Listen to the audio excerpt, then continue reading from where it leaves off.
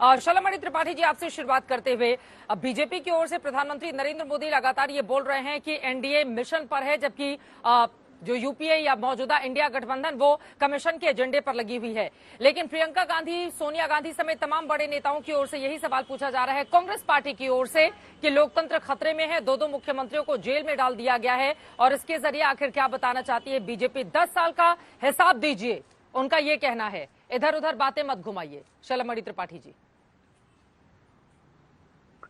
देखिए, जवाब तो सिर्फ प्रधानमंत्री जी नहीं, भारतीय जनता पार्टी के कार्यकर्ता नहीं, बल्कि पूरा देश दे रहा है। और देश जब जवाब देता है तो कांग्रेस पार्टी के सामने इस प्रकार की स्थिति पैदा हो जाती है कि आज जो प्रधानमंत्री जी ने कहा कि जो एक फ्लॉप फिल्म थी, फ्लॉप जोड़ी थी, वो दोबारा से आपको देश के भीतर में नजर आई है। उत्तर प्रदेश में अखिलेश जी और राहुल गांधी जी एक साथ चुनाव लड़े थे, किसको याद नहीं है? और पूरी तौर पर फ्लॉप हुए थे, ये भी सबको याद है। आज दोबारा से इनके सामने इस प्रकार की मजबूरी है कि जिन लोगों के साथ इनका जबरदस्त कॉन्फ्लिक्ट था, राहुल गांधी जी ने अरविंद केजरीवाल जी के लिए क्या क्या नहीं कहा, केजरीवाल जी ने राहुल गांधी के लिए क्या क्या नहीं कहा, आज देखिए किस प्रकार का गठबंधन होकर आया है। और देश के लोग देख रहे हैं, ये गठबंधन मजबूरी का गठबंधन है। क्यों? क्योंकि ये देश इस बात को समझता है कि देश में राम के साथ, भगवान राम के साथ और राष्ट्र के साथ गद्दारी किसी को स्वीकार नहीं है। जिसने भगवान राम के साथ गद्दारी की है और जिसने राष्ट्र के साथ गद्दारी की है, देश के लोगों ने उसको सबक सिखाया है और उसकी हालत वही हुई है आज जो इंडी गठबंधन की होने जा रही है। आप जरा देखिए किस प्रकार की स्थितियां हैं, कैंडिडेट नहीं मिल रहे हैं, बार बार उम्मीदवार बदलने पड़ रहे हैं। तमाम जगहों पे आपने देखा होगा कि गुजरात के भीतर कांग्रेस पार्टी के उम्मीदवार है, उन्होंने वापस कर दिया टिकट। विजेंद्र जी जो इनके जो खिलाड़ी हैं, मशहूर खिलाड़ी हैं, उन्होंने टिकट वापस कर दिया। लगातार गौरव वल्लभ हो, चाहे रोहन गुप्ता हो, तमाम सारे ऐसे नाम हैं जो कांग्रेस छोड़ के आ रहे हैं। आज अभी खबर है कि राम नरेश यादव जी जो बहुत ही सम्मानित मुख्यमंत्री रहे कांग्रेस पार्टी के, उनके बेटे अजय यादव जी ने आज भारतीय जनता पार्टी स्वीकार कर ली, भारतीय जनता पार्टी की सदस्यता ले ली। तो इस प्रकार देश के लोग जवाब दे रहे हैं। धारा 370 प्रधानमंत्री जी ने कहा था, डंके की चोट पे हटी। प्रधानमंत्री जी ने कहा था कि राम मंदिर का निर्माण होगा, डंके की चोट पे राम मंदिर का निर्माण हुआ। प्रधानमंत्री जी ने सबको राशन दिया, अब तो उज्ज्वला के माध्यम से सबको गैस कनेक्शन दिया, हर घर जल की योजना दी, किसान सम्मान निधि दी। आज देश की माताएं बहनें कहती कि उनके पास पक्का घर है, जिनके पास झोपड़ी हुआ करती थी। तो आज तो देश के लोग जवाब दे रहे हैं। हम तो जवाब देने को तैयार बैठे ही हैं, हम तो चुनाव में भी जवाब देंगे, लेकिन कांग्रेस पार्टी को भी ये जवाब देना चाहिए कि वो अपना घोषणा पत्र लेके आए हैं या शरीयत लागू करने का फॉर्मूला लेकर आए हैं। ये बात भी कांग्रेस पार्टी को बतानी चाहिए, क्योंकि जो घोषणा पत्र कांग्रेस पार्टी का आया है, यहाँ बैठे हैं, मुझे लगता है यही जवाब देंगे संभवतः कांग्रेस पार्टी की तरफ से कि वो तो लोग कह रहे हैं कि साहब शरीयत लागू हो जाएगी। हाँ। सुनील जी, आपसे ही जवाब ले लेती हूँ। शलभ जी ने आपको टॉस कर दिया है और देखिए, कांग्रेस पार्टी के घोषणा पत्र में प्रधानमंत्री ने भी कहा कि वही सोच झलकती है जो आजादी के समय मुस्लिम लीग की थी। तो वो इस तरह से सीधे तौर पर हमलावर हैं और भी जो आरोप उनकी ओर से लगाए गए वो तो अपना कामकाज गिना रहे हैं। क्या लग रहा है? सहारनपुर में आज जमकर घर से भी हैं, वहां पर मुस्लिम महिलाओं के मुद्दे पर भी बातचीत की है प्रधानमंत्री ने। सुनील जी, देखिए चित्रा जी, माननीय प्रधानमंत्री जी बहुत अच्छे भाषण कर रहे हैं, बहुत जोर जोर से आवाज देकर के भाषण कर रहे हैं। लेकिन अगर पूरा देश ये जानना चाहता है कि भाई 10 साल माननीय प्रधानमंत्री जी को, भारतीय जनता पार्टी को, इस देश की सम्मानित जनता ने आशीर्वाद दिया, सहयोग किया, समर्थन किया, जिताया, तो जिन उम्मीदों के साथ जिताया था उनका क्या हुआ, उन गारंटियों का क्या? 14 में आपने कहा था महंगाई के खिलाफ आ रहे हैं, आपने बेरोजगारी के खिलाफ बात की थी, आपने भ्रष्टाचार के खिलाफ बात की थी, देश की सीमाओं को लेकर के बात की थी। तो हम कह रहे हैं आपने महंगाई पे क्या किया, आपने भ्रष्टाचार पे क्या किया? देश की सीमाएं क्या सुरक्षित हैं? देश की संसद सुरक्षित नहीं। और जहां तक सवाल माननीय प्रधानमंत्री जी ने कहा जोड़ी का, क्योंकि सलभ भाई ने भगवान राम का जिक्र किया है, तो मैं उस बात को जरूर जोड़ूंगा कि आज पूरा इंडिया गठबंधन अन्याय के खिलाफ लड़ रहा है, संविधान को बचाने के लिए लड़ रहा है, पिछड़े दलितों के आरक्षण को बचाने के लिए लड़ रहा है, सामाजिक बराबरी, आर्थिक बराबरी, राजनीतिक बराबरी, यहां तक धार्मिक बराबरी के लिए लड़ाई लड़ रहा है। तो अन्याय के खिलाफ दो नौजवान लड़ रहे हैं और दो नौजवान का इतिहास सिर्फ चुनाव तक नहीं है।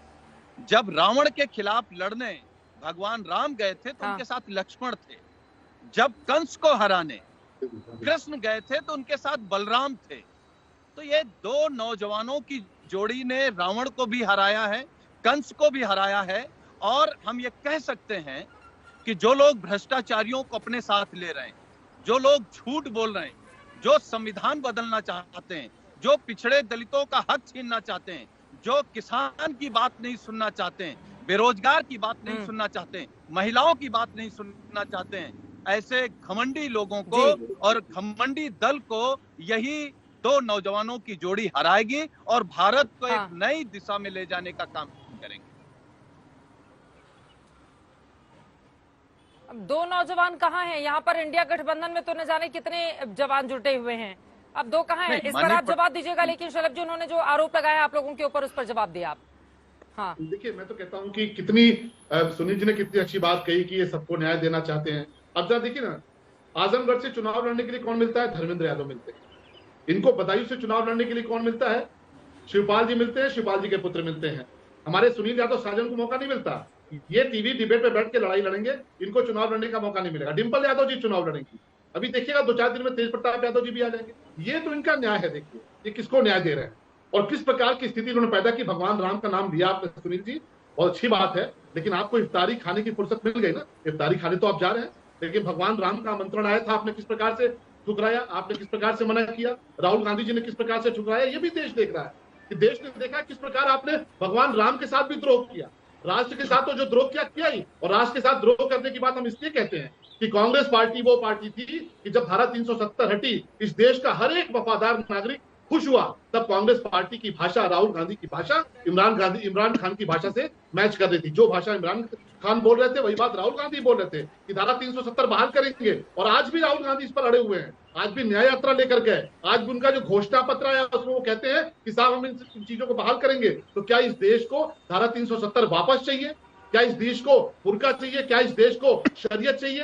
ये तो कांग्रेस पार्टी जो आपकी दोस्त है उसने शरीयत लागू करने की घोषणा कर दी है, अपना घोषणा पत्र लेकर आए, और यही कारण है कि बहुत से लोग, जब गौरव वल्लभ जैसे प्रवक्ता जो आपकी तरफ लड़ते थे, वो कहते हैं हमें घुटन होती है जब हमसे कहा जाता है कि सनातन के खिलाफ बोलो। आप सनातन को डेंगू बताते हैं, आप सनातन को मलेरिया बताते हैं, आप सनातन को गाली देते हैं, तब गौरव वल्लभ जैसे लोग, रोहन गुप्ता जैसे लोग, संजय निरुपम जैसे लोग, ज्योतिरादित्य सिंधिया जैसे लोग, जितिन प्रसाद जैसे लोग, ये बहुत लंबी फहरिस्त है, ये छोड़ के आते हैं। क्यों? क्योंकि घुटन होती है। अरे तो ऐसे लोगों को शामिल करा लीजिएगा तो कांग्रेस युक्त बीजेपी नहीं हो जाएगी शलभमणि त्रिपाठी जी।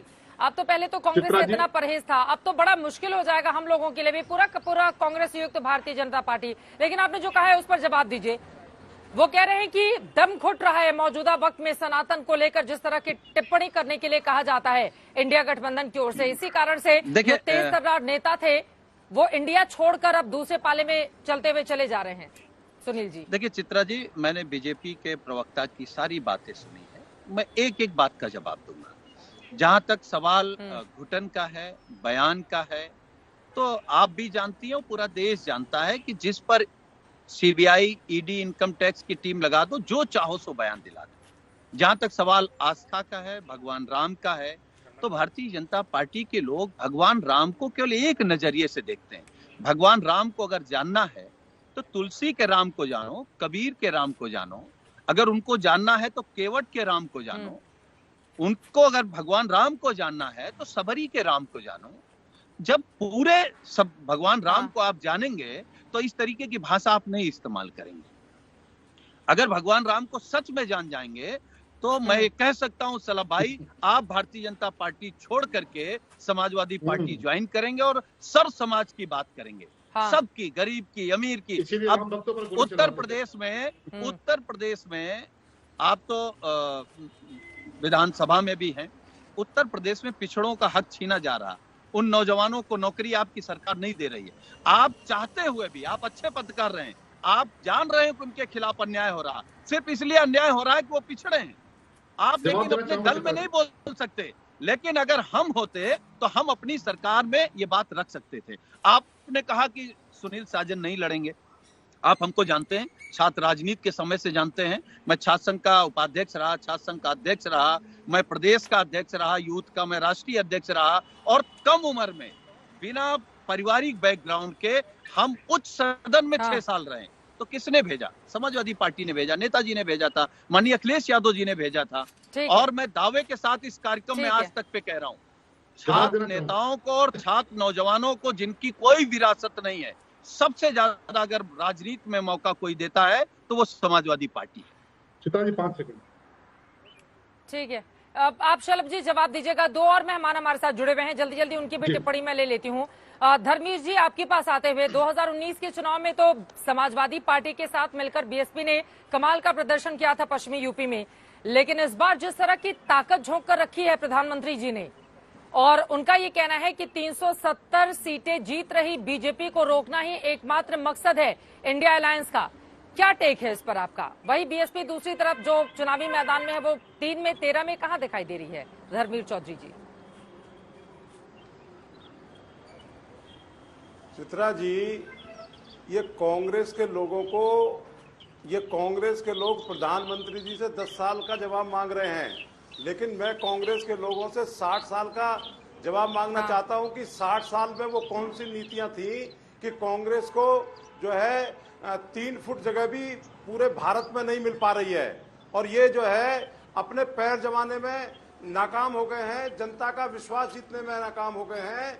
इन्होंने ना सच्चर कमेटी की रिपोर्ट को लागू किया, ना मंडल आयोग की रिपोर्ट को लागू किया, ना जो है काका कालेकर रिपोर्ट को लागू किया, और माइनॉरिटीज के लोगों में जो भय और वातावरण का माहौल इनकी सरकार में पनपा, उसको ये दूर नहीं कर पाए। इसीलिए जनता ने जो है इनको नकार दिया।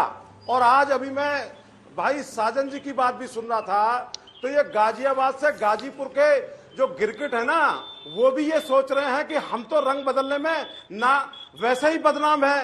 ये तो समाजवादी पार्टी के लोगों को देखो कि ये गिरगिटों से भी पहले टिकट बदल देते हैं, और इनको पता ही नहीं है कि किसको लड़ाना है किसको नहीं लड़ाना है।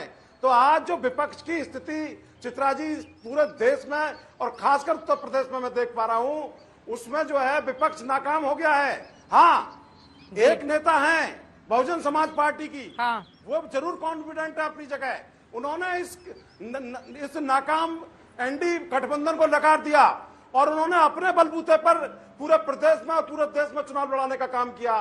तो मैं समझता हूं कि ये जनता तय करेगी कि किसको जनादेश देना है और किसको हराना है, लेकिन विपक्ष अपनी नाकामियों के कारण कई बार ना बड़ी पार्टियों की भूमिका बहुत महत्वपूर्ण हो जाती है।